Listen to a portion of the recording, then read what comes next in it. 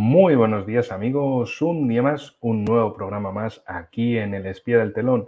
Hoy les traigo un programa muy especial de ayer, del 13 de septiembre de 2023, puesto que se grabó en los mismos estudios del Zoom de RT, de Russia Today, en Moscú.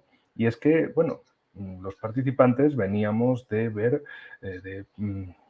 evaluar, de observar los procesos electorales en varias regiones de Rusia, no en cualquier de las regiones, sino especialmente en las de Gerson por la parte que me toca y en la de Zaporilla por la parte que le tocaba al otro analista, que nada más y nada menos que era el inconfundible Fernando Moragón, que a tantos y tantos y tantos les encanta escuchar y verle en análisis. Así que aquí justo nos tendrán a los dos con Javier Carrasco para dirigir el programa una vez más.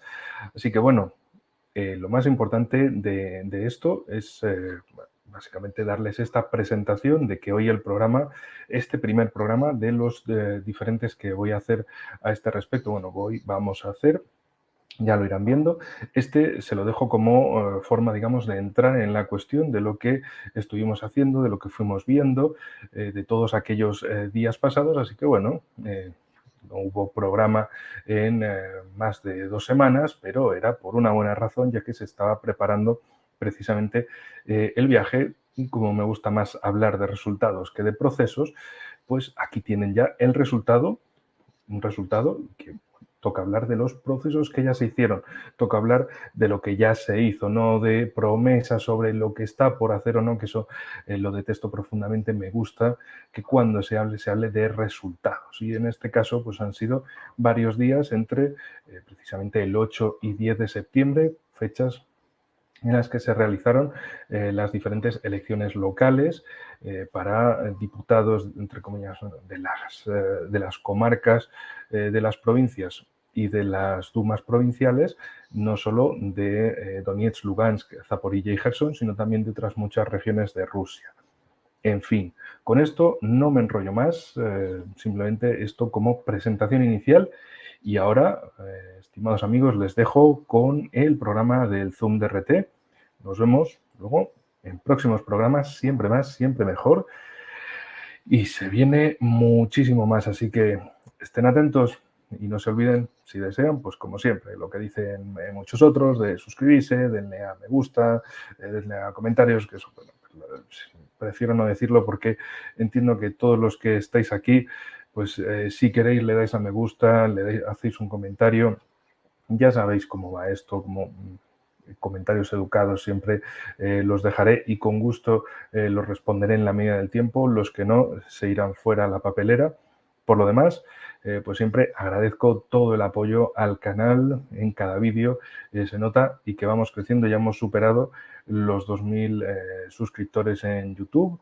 Así que bueno, simplemente son como detalles que están ahí, mención al final. Y bueno, no me enrollo más. Dentro vídeo.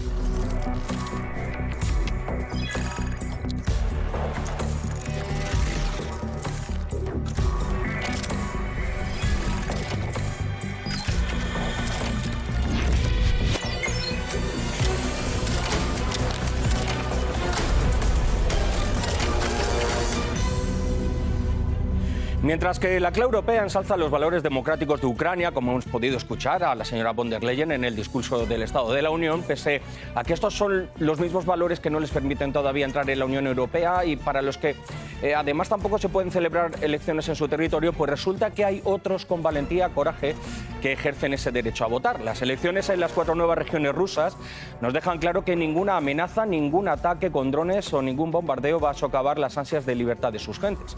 Los comicios que dieron la victoria abrumadora al partido Rusia Unida han sido un ejemplo de cómo, pese a las adversidades, estos territorios siguen su camino, de cómo, pese a los peligros, no se amedrentan. ¿Cuál es la situación en esas zonas concretas? ¿Cómo están viviendo sus gentes este periodo de la contraofensiva ucraniana, si lo podemos llamar así? ¿Y de qué forma se puede vivir día a día con el sonido de las bombas, de los bombardeos desde hace tantos años? Bienvenidos. Hoy tenemos un Zoom bastante especial en el que tendremos testimonios de primera mano de cuál es la verdadera situación que se vive y se sufre en las fronteras rusas con Ucrania. Empezamos.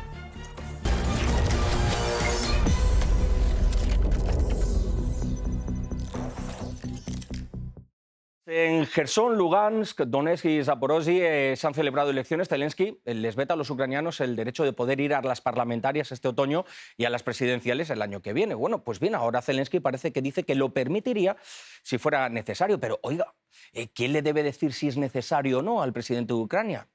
Que retire la ley para que se celebren, ¿no? Es así, ¿no? ¿O es que tiene miedo a alguna cosa? Desde mi punto de vista, llega el miedo al presidente de Ucrania por varios frentes. Uno, el propiamente bélico. Le llenan los oídos con alabanzas de que todo va bien en esa contraofensiva, que es un exitazo, ¿no? Según Stoltenberg. Pero lo cierto es que hay mucho que callar y mucho que se nos oculta. Y desde Rusia tienen claro que este conflicto pues está siendo una auténtica carnicería en la que se está jugando con la vida de los ucranianos.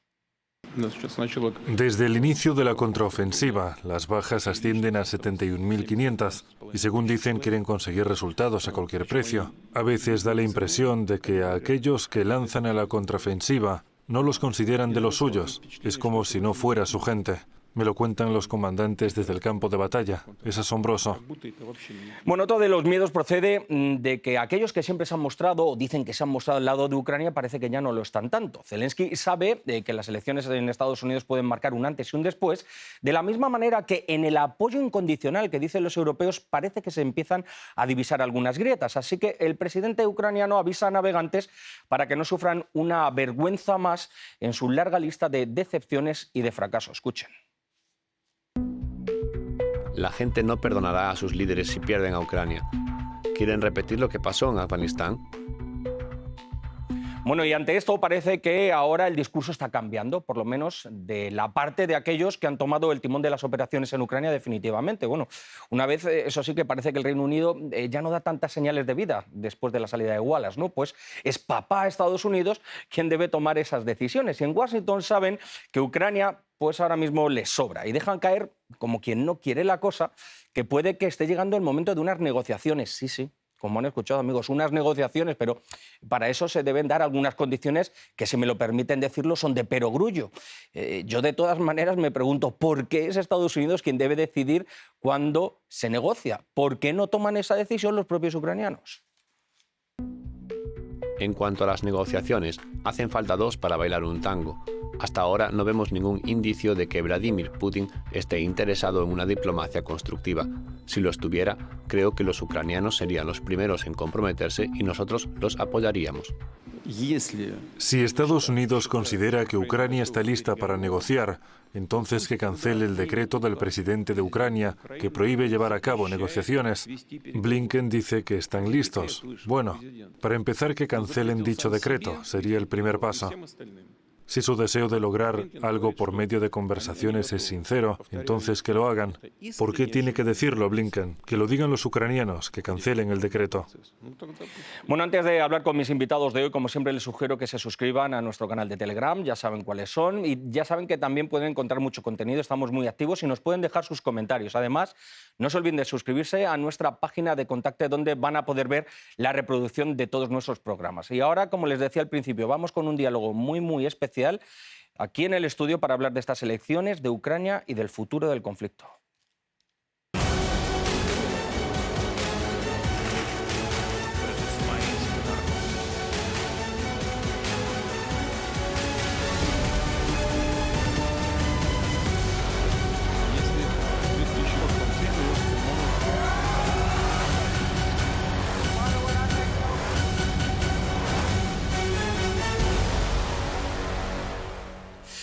Os había dicho al principio del programa que hoy teníamos una edición bastante especial. Ya sabéis que nos gusta un poco todo esto de innovar, y gracias a las pues peticiones que siempre nos mandáis, nosotros siempre intentamos dar una vuelta de tuerca.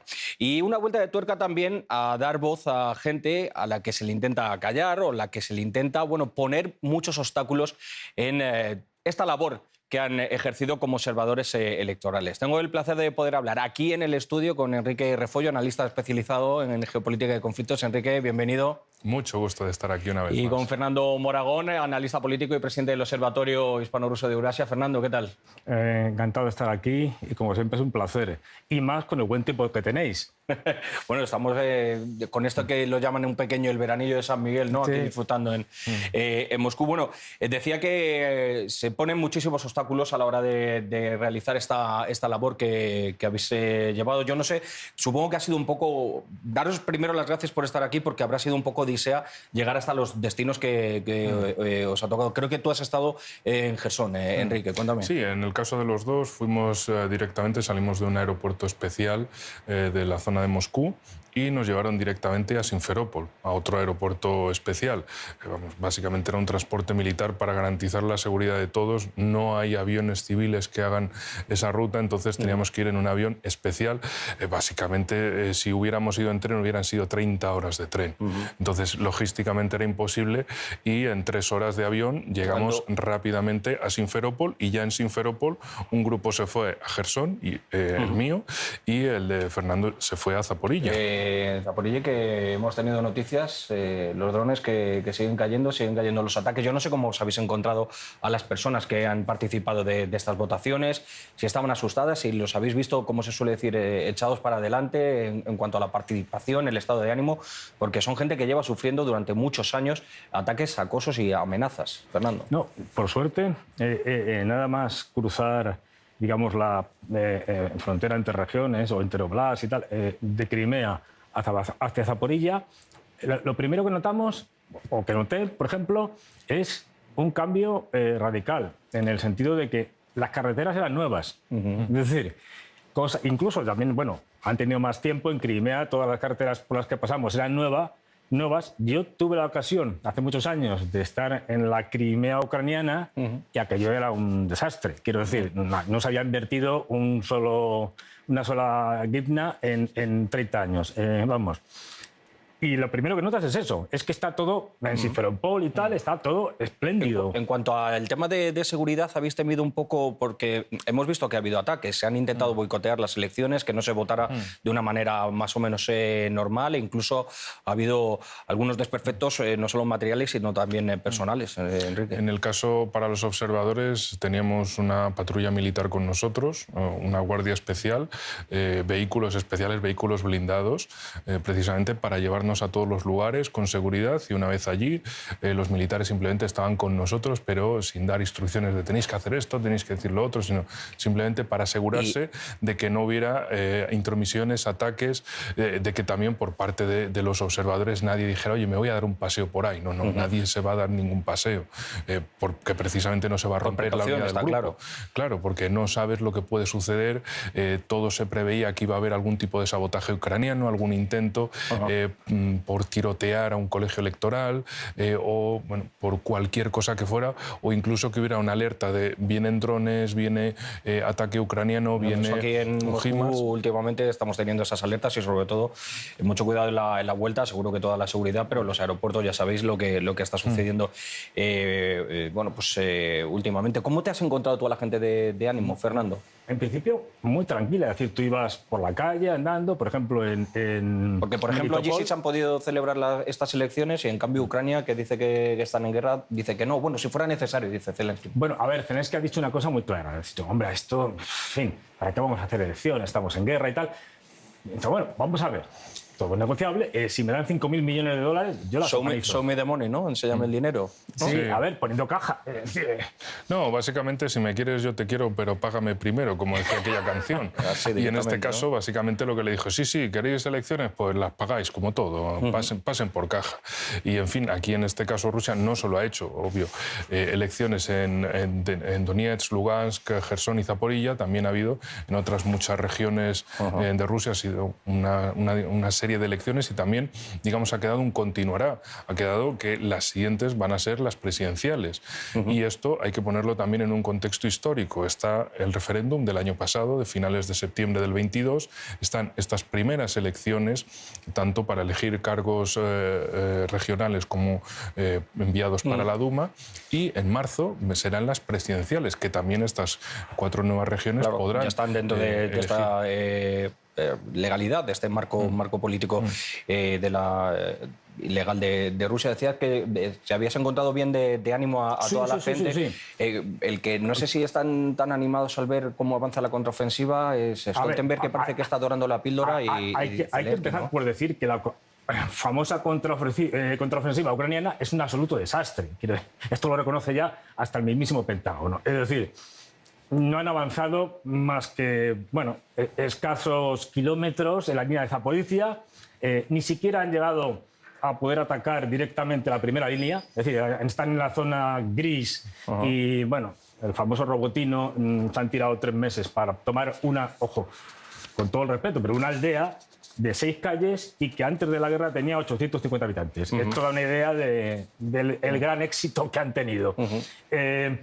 Nada, eso todo el mundo ya lo da por perdido. Los datos los aportaba incluso el presidente ruso en el foro de Vladivostok recientemente, en el que hablaba de esas pérdidas enormes, de que no solo no se estaba avanzando, sino que todo estaba siendo un auténtico fracaso, y se hablaba incluso de que se oyen ecos desde Estados Unidos, que parece que es quien va a dictaminar cuándo se debe o no negociar, pero oiga, que para que haya una negociación primero Ucrania tiene que cambiar una ley, que es la que prohíbe sentarse a negociar a Rusia.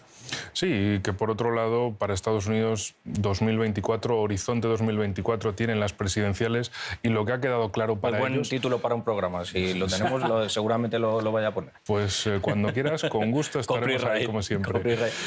En fin, la cuestión es que lo que han dicho es, mira, tenemos nuestras elecciones y la campaña electoral con Biden va a ser el Bidenomics, que Biden es un genio de la economía, es un genio de inventarse personajes del mundo imaginario en la vida real y de la economía también. Entonces, la campaña electoral tiene que ir por ahí, por la economía. No puede haber, que ya bastante desastre de imagen hubo precisamente hace 2 años y un mes con la desastrosa retirada de Afganistán. Y lo que quieren es que no se repita nada parecido, sino que intentar que Rusia de algún modo diga, venga, Rusia, sé buenita, congela el conflicto. Ya en 2025, cuando nuestros arsenales estén llenos, ya vamos a por ti otra vez. Pero de momento te dejamos... Lo que decía incluso el presidente, que podía ser esto de hablar de unas negociaciones una especie de trampa, ¿no? Porque estamos viendo cómo están llegando cada vez más tarde mal o nunca, esas peticiones que tiene Zelensky. Borrell, que parece que ve en Ucrania un pozo sin fondo. Si se están pidiendo 5.000 millones para esas elecciones, pues seguimos que Ucrania siga pidiendo más. Pero ¿tú ves un cambio de discurso, un cambio de actitud respecto a Ucrania de Occidente y sobre todo de Estados Unidos, Fernando? En los medios de comunicación occidentales e incluso diferentes políticos ya se empieza a cambiar el discurso de vamos ganando, Ucrania me está arrasando, aunque era mentira, pero bueno, es decir, es que es una guerra muy difícil y claro, a ver, nosotros los occidentales hemos dado financiación, armamento, y es que los ucranianos no lo están haciendo bien. Y es que Zelensky, hombre, sí, es un buen tío y tal, es majo, pero esto de dirigir guerras como que no. Dice que les están echando la culpa poco a poco a los ucranianos para en el momento oportuno decir, que es lo que pretende Estados Unidos, como ha señalado Enrique, a congelar el conflicto hasta después de las presidenciales y decir que la culpa del desastre la tienen los ucranianos. No, ahora yo creo que Zelensky puede estar sintiendo miedo a estar abandonado. Y tanto miedo, porque esto ya es una crónica de una muerte anunciada. Cuando empiezas a ver artículos en varios países de ¿y si Zelensky muriera, qué pasaría? ¿Qué pasaría en ese hipotético caso de que se muriera? Y ya eso suena que ya lo estáis jubilando, ¿no? ¿Qué va a ser? ¿Jubilación estilo Bin Laden o jubilación estilo nos lo llevamos a Miami? Ya ha sido, ¿no?, digamos, ese hombre útil, ¿no?, por no denominarlo de otra manera, al que se ha podido utilizar y se ha visto que no ha llegado a esos objetivos que tenía marcados. Decía que iba a veranear en Crimea, ya lo hemos visto, ¿no? Sí, al final hemos veraneado nosotros. Pero vamos, quiero decir, a ver, los objetivos eran irreales y eso lo sabe todo el mundo, lo saben los norteamericanos. El problema es que a los norteamericanos lo que les pasa a los ucranianos y a Ucrania les da absolutamente igual. el famoso hasta el último ucraniano. Bueno, pues hay que matar a todos los ucranianos, que se les mata, se los echa ahí a que los maten las tropas rusas porque nos da igual. Es un poco lo que, a colación con lo que escuchamos también al presidente Putin, como dice, no sabemos muy bien quién está dirigiendo las operaciones. Parece que Estados Unidos, con ese viaje de Blinken al mando y con la salida de Wallace, ha quedado bastante claro que ahora mismo es quien está dirigiendo todos estos destinos. Pero decía, el presidente Putin da la impresión de que no se está defendiendo al pueblo ucraniano de la manera en la que se le está enviando al frente a los militares, como si los que están dirigiendo toda esta contraofensiva, digámoslo así, o todos estos ataques, poco o nada tuvieran que ver con Ucrania. Hay un tema muy interesante por ahí. También me gusta ver lo que opinan desde Estados Unidos sobre esta cuestión y dicen, claro, es que resulta que uno de los principales amigos de Biden es la compañía, el fondo buitre, el mayor fondo buitre del mundo, que es BlackRock, que se dedica a destrozar, entre otras cosas, el mercado de la vivienda en Estados Unidos y en otros países de Europa. Y también es el principal inversor en Ucrania. Es decir, que lo que quieren es básicamente quedarse. Hace poco ha visitado España, ¿eh?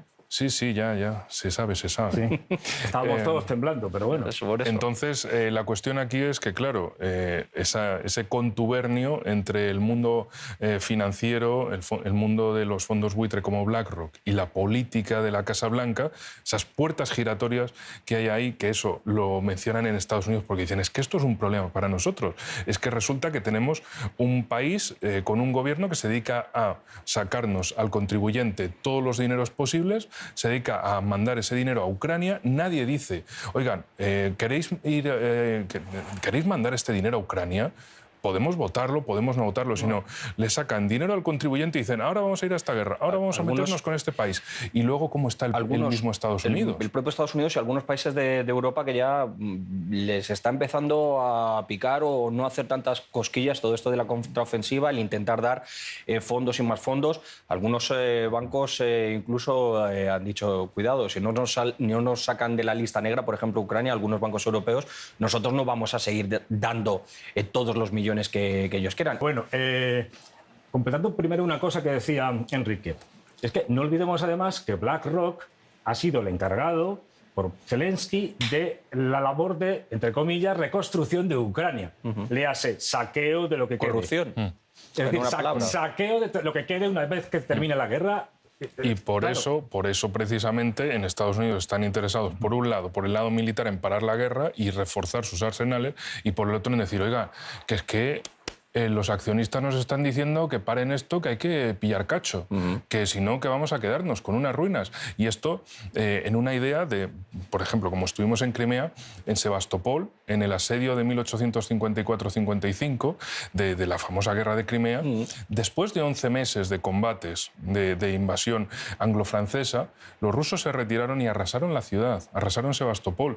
Y cuando los británicos y franceses entraron allí, dijeron, 11 meses para unas ruinas. Entonces, lo que no quieren en Washington es 2 años para unas ruinas. No, tenemos que quedarnos con cosas, tenemos que sacarle partido a esto. Que no hemos puesto este dinero para quedarnos con un país en ruinas. Toda esa reconstrucción y a donde están yendo a parar los fondos, yo creo que pocos o nadie lo sabe. Es decir, es una de las condiciones sine qua non que la Unión Europea está poniendo. Hemos visto incluso un país como Lituania, ¿verdad? Que apoya tanto incluso a Ucrania de manera beligerante, lo podemos decir así. Ha dicho, oiga, que el tema de la corrupción para entrar en la Unión Europea es un requisito que no se puede saltar, y lo estamos viendo que desaparecen. Bueno, pero ahí yo diría, a ver, la Unión Europea, por desgracia, que de democrática no tiene absolutamente nada, no nos engañemos, ya ha hecho vistas gordas, unas cuantas, cuando le interesa. Por ejemplo, los bálticos, y esto lo sé de una fuente directa que me lo contó, que estuvo presente en ese proceso. A los bálticos, cuando van a entrar y tal, pues hacen todo tipo de investigaciones y tal, y en concreto sobre los derechos humanos y las minorías rusas y tal. Y se hace un informe en el cual se dice, bueno, aquí no se cumplen los derechos humanos para nada. Entonces la Unión Europea dice, no, esto no puede ser. Estos tienen que entrar como sea. Coge el informe, lo rompe y manda a hacer otro diciendo que sí, que se adecuando un poco, ¿no? Se hace un poco el traje a medida. Mintiendo descaradamente. Aquí se respetan los derechos humanos, este es el paraíso de los derechos humanos y fantástico. Os voy a dejar descansar pronto, pero sí que quisiera matizar. ¿Ves un poco... no sé si un punto de las negociaciones o estamos yendo hacia un punto muerto? Se está acercando el invierno, todos sabemos la crudeza que pueden tener los combates o los avances. ¿Cómo veis vosotros que se puede desarrollar estos próximos meses? ¿De qué vamos a estar hablando? Un minutito para cada uno. Pues, por un lado, hasta marzo de 2024, cuando son las elecciones presidenciales en Rusia, desde mi punto de vista no esperaría una gran ofensiva rusa, sino preparativos para, después de las elecciones, lanzar una gran ofensiva por el lado ruso, para durante estos meses agotar todas las reservas que tenga Ucrania, ver si Occidente les quiere mandar más, si quiere seguir profundizando en la inversión y ya pasada las elecciones, las presidenciales de marzo, decir, ahora sí, vamos con ello, vamos a darle todo por una cuestión muy simple, que la campaña electoral en Rusia, las presidenciales se marquen por discursos como el de Putin en el foro de Vladivostok. Desarrollo económico, desarrollo de todo el país, desarrollo de todas las regiones, desarrollo de todo el comercio, desarrollo de nuestras relaciones con otros países. Y que la llama la atención, que lo que se intentaba hacer, ahogando con el tema de lo de las sanciones, etcétera, etcétera, se decía que Rusia iba a estar sola y ahora mismo esto de la soledad no lo veo. ¿Cómo ves tú estos meses y sobre todo un nuevo paradigma, ha dicho, en torno a las relaciones internacionales el propio presidente? Fernando, por último para ti. Por un lado está una franca minoría, que es Estados Unidos, Europa, Japón, Corea del Sur y Australia, algún anglo más. Es decir, que son una minoría en todos los aspectos, y luego lo que se está construyendo, que lo vimos en la cumbre de los BRICS, y lo que vamos viendo cada vez más, es un mundo que cada vez se atreve más a ir con Rusia, con China, con los BRICS, con la Organización de Cooperación de Shanghái, por ejemplo, y que no está dispuesto a que un mundo unilateral unipolar, dirigido por Estados Unidos, siga robando, como pasa en África francófona, a diestro y siniestro. Es decir, de ahí, yo creo con Enrique que lo que va a pasar es eso, es decir, preparación del ejército ruso para después de las presidenciales, lanzar una gran ofensiva que sería un regalo mortal para Biden. Vamos a ver qué es lo que sucede en estos próximos meses. Lo que sí que os quiero dar las gracias es por haber venido, porque yo sé que es una paliza el haber llegado hasta Moscú, el haberos desplazado para todo este proceso, y de verdad que os agradezco en esta edición tan especial que hayáis estado con nosotros. Enrique, Fernando, buen viaje de vuelta y muchísimas gracias a los dos. Gracias a ti, Javier. Siempre es un placer estar en tu programa. Una alegría veros. Igualmente, un placer estar aquí como siempre. Hasta la próxima.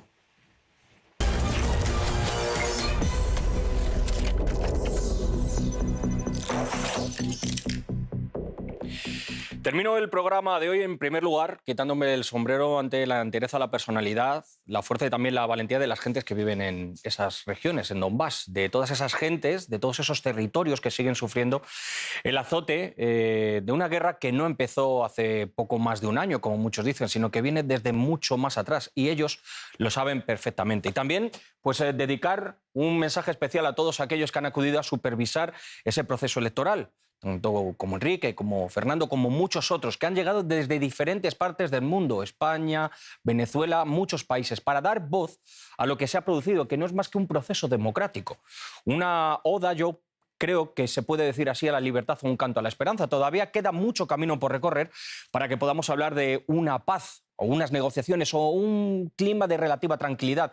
Pero una cosa es cierta, el coraje de las gentes de Donbass debe servirnos como ejemplo para no bajar los brazos y seguir creyendo en que el desenlace de este conflicto va a poner a cada cual en su sitio. Nosotros nos marchamos, escríbanme, ya saben dónde estoy, chao.